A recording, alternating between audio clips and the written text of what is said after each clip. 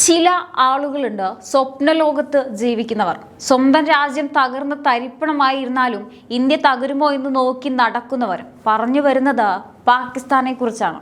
കുറച്ചു കാലമായി പാകിസ്ഥാൻ പറഞ്ഞു നടക്കുന്നത് എന്താണെന്നറിയാമോ? അവർ കുറേ ദിവസമായി ഒരു തള്ളലുകൾ നടത്തുന്നുണ്ടായിരുന്നു. ഇന്ത്യയുടെ അഭിമാനമായ ഇന്ത്യൻ വ്യോമസേനയുടെ നെടുന്തൂണായ റഫാൽ യുദ്ധവിമാനങ്ങൾ തകർത്തു കളഞ്ഞു എന്നായിരുന്നു അവരുടെ വലിയ തള്ള്. ഒരെണ്ണമല്ല, രണ്ടെണ്ണമല്ല, ഒന്നിലധികം റഫാൽ വിമാനങ്ങൾ ഓപ്പറേഷൻ സിന്ദൂറിനിടെ പാകിസ്ഥാൻ വെടിവെച്ചിട്ടു എന്നായിരുന്നു ഇവരുടെ അവകാശവാദം. പാകിസ്ഥാൻ അത് പറഞ്ഞു നടന്നു എന്ന് മാത്രമല്ല, ലോകത്തിന്റെ മുൻപിൽ വലിയ വീരവാദം മുഴക്കുകയും ചെയ്തു. ആ തള്ളലുകൾ അതേപടി ഏറ്റുപിടിച്ച് സ്വന്തം രാജ്യത്തിന്റെ സൈന്യത്തെ അവിശ്വസിക്കാൻ ഇവിടെയുള്ള ചില രാഷ്ട്രീയ നേതാക്കളും മത്സരിക്കുന്നുണ്ടായിരുന്നു. എന്നാൽ ഇപ്പോൾ ആ കള്ളക്കഥകളുടെ എല്ലാം നെഞ്ചിലേക്ക് ആനടിച്ചുകൊണ്ട് ഒരു ഔദ്യോഗിക രേഖ പുറത്തു വന്നിരിക്കുകയാണ്. പാകിസ്ഥാന്റെയും അവർക്ക് കൂടെ പിടിച്ച രാഷ്ട്രീയക്കാരുടെയും കരണത്തേറ്റ കനത്ത പ്രഹരമായി ഇരുട്ടടിയായി ആ സത്യം പുറത്തു വരുമ്പോൾ തളർന്നു പോയത് രാജ്യവിരുദ്ധ ചിന്താഗതിക്കാരാണ്. അല്ലെങ്കിലും കള്ളത്തിന് ഏറിയാൽ എത്ര നാളത്തെ ആയുസ്സുണ്ടാവും? പാകിസ്ഥാന് ഇന്ത്യൻ വ്യോമസേന കൊടുത്ത ആ പണി എന്താണെന്ന് നമുക്ക് വളരെ വ്യക്തമായി വിശദമായി തന്നെ പരിശോധിക്കാം. സുഹൃത്തുക്കളെ, കഥയുടെ തുടക്കം നമ്മൾ കൃത്യമായി മനസ്സിലാക്കണം. ഓപ്പറേഷൻ സിന്ദൂർ നടന്ന ആ സമയത്ത് ഇന്ത്യയുടെ ഭാഗത്ത് നിന്ന് അതിശക്തമായ തിരിച്ചടിയാണ് അതിർത്തിയിലുണ്ടായത്. ഇന്ത്യൻ വ്യോമസേന തങ്ങളുടെ ഏറ്റവും മാരകമായ ആയുധമായ റഫാൽ വിമാനങ്ങളെ രംഗത്തിറക്കിയപ്പോൾ തന്നെ പാകിസ്ഥാന്റെ നെഞ്ചിടിപ്പ് കൂടിയതാണ്. റഫാലിന്റെ കരുത്തിന് മുന്നിൽ പിടിച്ചു നിൽക്കാൻ കഴിയില്ലെന്ന് മനസ്സിലായ പാകിസ്ഥാൻ ലോകത്തിനു മുന്നിൽ നാണം കെടാതിരിക്കാൻ വേണ്ടി പിന്നീട് ഇറക്കിയതാണ് ഈ റഫാൽ വിമാനങ്ങൾ വെടിവെച്ചിട്ടു എന്ന നട്ടാൽ മുളയ്ക്കാത്ത കള്ളക്കഥ. വെറുതെ പറയുക മാത്രമല്ല, ഡൊണാൾഡ് ട്രംപ് വരെ ഈ വാദങ്ങളെ പിന്തുണയ്ക്കുന്നു എന്ന രീതിയിലുള്ള വലിയ വാർത്താ പ്രചാരണങ്ങളാണ് പാകിസ്ഥാൻ മാധ്യമങ്ങളും അവിടുത്തെ ഭരണാധികാരികളും ചേർന്ന് നടത്തിയത്. ഇന്ത്യയിൽ ഇരുന്നു കൊണ്ട് തന്നെ സ്വന്തം രാജ്യത്തിന്റെ സൈന്യത്തെ അപമാനിക്കാൻ അവസരം കാത്തുനിന്ന ചില രാഷ്ട്രീയ നേതാക്കൾക്ക് ഇതൊരു വലിയ വടിയായി മാറി. അവർ ഈ വാർത്തകൾ ഏറ്റുപിടിച്ചു. എവിടെ റഫാൽ വിമാനങ്ങൾ നഷ്ടപ്പെട്ടത് സർക്കാർ ഒളിപ്പിച്ചു വെക്കുകയാണോ എന്നൊക്കെ ചോദിച്ച് അവർ മാധ്യമങ്ങൾക്ക് മുന്നിൽ വന്ന് തള്ളി.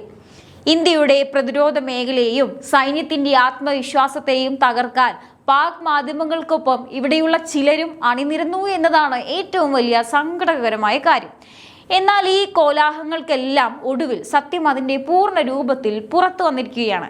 ഇന്ത്യയുടെ പ്രമുഖ മാധ്യമമായ ഇന്ത്യ ടുഡേയാണ് ആ നിർണായക രേഖകൾ പുറത്തുവിട്ടത്. ഇന്ത്യൻ വ്യോമസേനയുടെ ഔദ്യോഗികമായ ഒരു അറ്റകുറ്റപ്പണി രേഖയാണ് ഇപ്പോൾ പരസ്യമായിരിക്കുന്നത്. അതോടെ പാകിസ്ഥാന്റെ സകല തള്ളലുകളും തകർന്നടിയുകയായിരുന്നു. ഇനി എന്താണ് ആ രേഖ എന്ന് നോക്കാം. ഇന്ത്യൻ വ്യോമസേന ഫ്രഞ്ച് കമ്പനിയായ സഫ്രാനോട് അടിയന്തര ആവശ്യം ഉന്നയിച്ചിരിക്കുകയാണ്. അതായത് ഇന്ത്യൻ വ്യോമസേനയുടെ കൈവശമുള്ള റഫാൽ വിമാനങ്ങൾക്ക് 5 മാസത്തെ ബ്രിഡ്ജ് പിന്തുണ അഥവാ ഇടക്കാല അറ്റകുറ്റപ്പണികളും സാങ്കേതിക സഹായവും വേണമെന്നാണ് വ്യോമസേന ആവശ്യപ്പെട്ടിരിക്കുന്നത്. ഇക്കഴിഞ്ഞ ജൂൺ മാസത്തിലാണ് വ്യോമസേന ഈ ഔദ്യോഗിക ആവശ്യം ഫ്രഞ്ച് കമ്പനിക്ക് മുന്നിൽ വെച്ചത്. ഇവിടെയാണ് പാകിസ്ഥാന്റെയും ഇവിടെയുള്ള ചില ആളുകളുടെയും കളി പൊളിഞ്ഞത്. വ്യോമസേന ആവശ്യപ്പെട്ടിരിക്കുന്നത് എത്ര വിമാനങ്ങളുടെ അറ്റകുറ്റപ്പണിക്കാണെന്ന് അറിയാമോ? കൃത്യം 36 വിമാനങ്ങൾക്ക്. അതെ, 2016 സെപ്റ്റംബറിൽ ഇന്ത്യ ഫ്രാൻസുമായി ഒപ്പുവെച്ച കരാർ പ്രകാരം ഇന്ത്യൻ വ്യോമസേനയ്ക്ക് ലഭിച്ച ആകെ റഫാൽ വിമാനങ്ങളുടെ എണ്ണം 36 ആ 36 വിമാനങ്ങൾക്കും ഒന്നിച്ച് സാധാരണ രീതിയിലുള്ള അറ്റകുറ്റപ്പണികളും സാങ്കേതിക പിന്തുണയും വേണമെന്നാണ് ഇന്ത്യൻ വ്യോമസേന ഔദ്യോഗികമായി ആവശ്യപ്പെട്ടിരിക്കുന്നത്. സാധാരണ ബുദ്ധിയുള്ള ആർക്കും മനസ്സിലാകാവുന്ന ഒരു കാര്യമുണ്ട്. ഇന്ത്യയുടെ കൈവശമുള്ള 36 റഫാൽ വിമാനങ്ങളും സുരക്ഷിതമായി ഒരു കേടുപാടുമില്ലാതെ ഇന്ത്യൻ വ്യോമസേനയുടെ പക്കലിരിപ്പുണ്ട് എന്ന് തന്നെയല്ലേ ഇതിന്റെ അർത്ഥം? വിമാനങ്ങൾ പാകിസ്ഥാൻ വെടിവെച്ചിട്ടുണ്ടെങ്കിൽ പിന്നെ ഇല്ലാത്ത വിമാനങ്ങൾക്കാണ് ഇന്ത്യൻ വ്യോമസേന അറ്റകുറ്റപ്പണി നടത്താൻ ഫ്രഞ്ച് കമ്പനിയെ സമീപിക്കുന്നത്? ഈ ഒറ്റ ഔദ്യോഗിക രേഖ പുറത്തു വന്നതോടെ പാകിസ്ഥാൻ ഇത്രയും കാലം കെട്ടിപ്പൊക്കിയ നുണകളുടെ കൊട്ടാരമാണ് തകർന്നടിഞ്ഞത്. അവരുടെ വാദങ്ങൾ വെറും തമാശയായി മാറി എന്ന് വേണം പറയാൻ. ഇനി ഈ വാർത്ത പുറത്തു വന്നതോടെ ഏറ്റവും വലിയ നാണക്കേടിലായിരിക്കുന്നത് പാകിസ്ഥാൻ തന്നെയാണ്. സ്വന്തം രാജ്യത്തെ ജനങ്ങളെ നോക്കാതെ, അവരെക്കുറിച്ച് ഓർക്കാതെ ഇന്ത്യയെക്കുറിച്ച് കള്ളം പ്രചരിപ്പിക്കാൻ അവിടുത്തെ ഭരണാധികാരികൾക്ക് വലിയ ഉത്സാഹമാണ്. ഇന്ത്യയുടെ റഫാൽ വീഴ്ത്തിയെന്ന് പറഞ്ഞ് അവിടുത്തെ ജനങ്ങളെ പറ്റിച്ച് കയ്യടി വാങ്ങാമെന്ന് വിചാരിച്ച പാക് സൈന്യത്തിന്റെ മുഖത്തേറ്റ വലിയൊരു അടിയാണിത്. അതിനേക്കാൾ കഷ്ടം ഇവിടെയുള്ള ചില രാഷ്ട്രീയക്കാരുടെ അവസ്ഥയാണ്.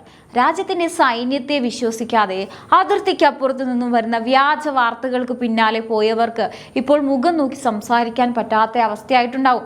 ഇന്ത്യൻ വ്യോമസേനയുടെ കരുത്തിനെ ചോദ്യം ചെയ്തവർ, റഫാൽ ഇടപാടിൽ അഴിമതി ആരോപിച്ച് നടന്നവർ ഇപ്പോൾ ഈ ഔദ്യോഗിക രേഖകൾക്ക് മുന്നിൽ മിണ്ടാട്ടമില്ലാതെ ഇരിക്കുകയായിരിക്കും.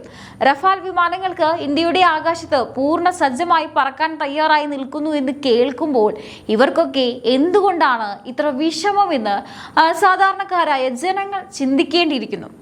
സ്വന്തം രാജ്യത്തിന്റെ പ്രതിരോധം ശക്തമാകുന്നത് കാണുമ്പോൾ നെഞ്ചിടിയുന്നത് ഇന്ത്യയിലെ ജനങ്ങൾക്കല്ല, മറിച്ച് രാജ്യത്തിന്റെ വളർച്ച ഇഷ്ടപ്പെടാത്തവർക്കാണ്. ഇനി നമ്മൾ മനസ്സിലാക്കേണ്ടത് ഒന്ന് മാത്രം, ഇന്ത്യൻ വ്യോമസേന ഇന്ന് ലോകത്തിലെ തന്നെ ഏറ്റവും ശക്തമായ വ്യോമസേനകളിൽ ഒന്നാണ്. അതിലേക്ക് റഫാൽ പോലുള്ള അത്യാധുനിക യുദ്ധവിമാനങ്ങൾ കൂടി എത്തിയതോടെ ശത്രുക്കളുടെ ഉറക്കം കെട്ടിട്ടുണ്ട് എന്നതൊരു യാഥാർത്ഥ്യമാണ്. അത് പാകിസ്ഥാൻ ആയാലും ചൈന ആയാലും ഇന്ത്യയുടെ ആകാശത്തേക്ക് കണ്ണുയർത്തി നോക്കിയാൽ ഇന്ന് ഭയപ്പെടും. ആ ഭയത്തിൽ നിന്നാണ് ഇത്തരം വ്യാജ പ്രചാരണങ്ങൾ ഉണ്ടാകുന്നത്.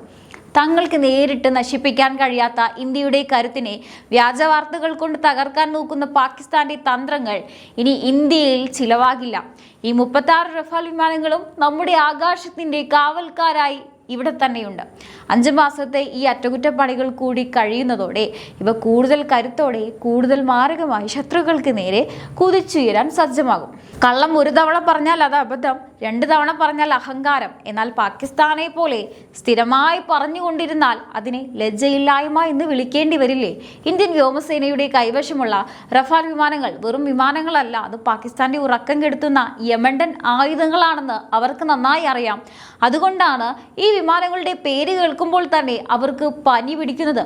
പാകിസ്ഥാൻ ഇത്രയധികം പേടിക്കുന്ന, ലോകം മുഴുവൻ ഉറ്റുനോക്കുന്ന ഈ റഫാൽ വിമാനങ്ങളുടെ യഥാർത്ഥ കരുത്ത് എന്താണെന്ന് നിങ്ങൾക്കറിയാമോ? ഇന്ത്യയുടെ പക്കലുള്ള റഫാൽ വിമാനങ്ങൾ സുരക്ഷിതമാണെന്ന് ഇന്ത്യ ടുഡേ പുറത്തുവിട്ട രേഖകളോടെ വ്യക്തമായല്ലോ.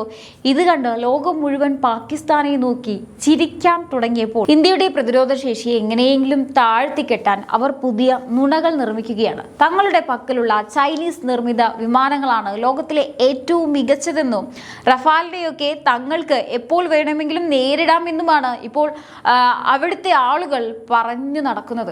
എന്തുകൊണ്ടാണ് പാകിസ്ഥാൻ ഈ റഫാൽ വിമാനങ്ങളെ ഇത്രയധികം പേടിക്കുന്നതെന്ന് കൃത്യമായി മനസ്സിലാക്കണം. റഫാൽ എന്നത് വെറുമൊരു യുദ്ധവിമാനമല്ല, അതൊരു പറക്കുന്ന കോട്ടയാണ്.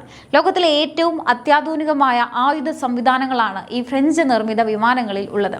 ഇതിലുള്ള മീറ്റിയോർ പോലുള്ള മിസൈലുകൾക്ക് 100-ലധികം കിലോമീറ്റർ അകലെയുള്ള ശത്രു വിമാനങ്ങളെ കൃത്യമായി തകർക്കാൻ കഴിയും.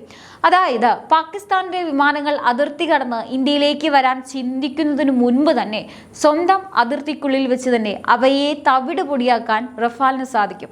ഇതുകൂടാതെ ശത്രുക്കളുടെ റഡാറുകളുടെ കണ്ടുവെട്ടിക്കാനുള്ള അത്യാധുനിക സാങ്കേതിക വിദ്യയും ഇതിലുണ്ട്. ഓപ്പറേഷൻ സിന്ദൂർ നടന്ന സമയത്ത് ഇന്ത്യൻ വ്യോമസേന റഫാലിനെ സജ്ജമാക്കിയപ്പോൾ തന്നെ പാകിസ്ഥാന്റെ റഡാർ സ്ക്രീനുകളിൽ ഭീതി പടർന്നതാണ്. ഇന്ത്യയുടെ ആകാശത്ത് റഫാൽ വിമാനങ്ങൾ വട്ടമിട്ട് പറക്കുമ്പോൾ തങ്ങളുടെ വ്യോമാതിർത്തി പൂർണ്ണമായും സുരക്ഷിതമല്ലെന്ന് പാകിസ്ഥാന് നന്നായി അറിയാം. ഈ ഒരു ഭയം കാരണമാണ് യുദ്ധക്കളത്തിൽ റഫാലിനെ നേരിടാൻ ധൈര്യമില്ലാത്തതുകൊണ്ട് അവർ മാധ്യമങ്ങളിലൂടെയും വ്യാജ പ്രചാരണങ്ങളിലൂടെയും റഫാലിനെ തകർത്തതായി നുണക്കഥകൾ മെനഞ്ഞത്. എന്നാൽ ഇന്ത്യയുടെ കരുത്ത് ഇത്തരം നുണപ്രചാരണങ്ങളെക്കാൾ എത്രയോ മുകളിലാണെന്ന് ഇപ്പോൾ വീണ്ടും തെളിഞ്ഞിരിക്കുകയാണ്. എന്തായാലും പാകിസ്ഥാന്റെ ഈ കള്ളത്തരങ്ങളെല്ലാം പൊളിഞ്ഞ് പാളീസായിരിക്കുകയാണ്. ഈ വിഷയത്തിൽ നിങ്ങൾക്ക് എന്താണ് തോന്നുന്നത്? തീർച്ചയായിട്ടും നിങ്ങളുടെ അഭിപ്രായങ്ങൾ താഴെ കമന്റ് ബോക്സിൽ രേഖപ്പെടുത്തുക. മറ്റൊരു വിഷയമായി വീണ്ടും കാണാം. നന്ദി.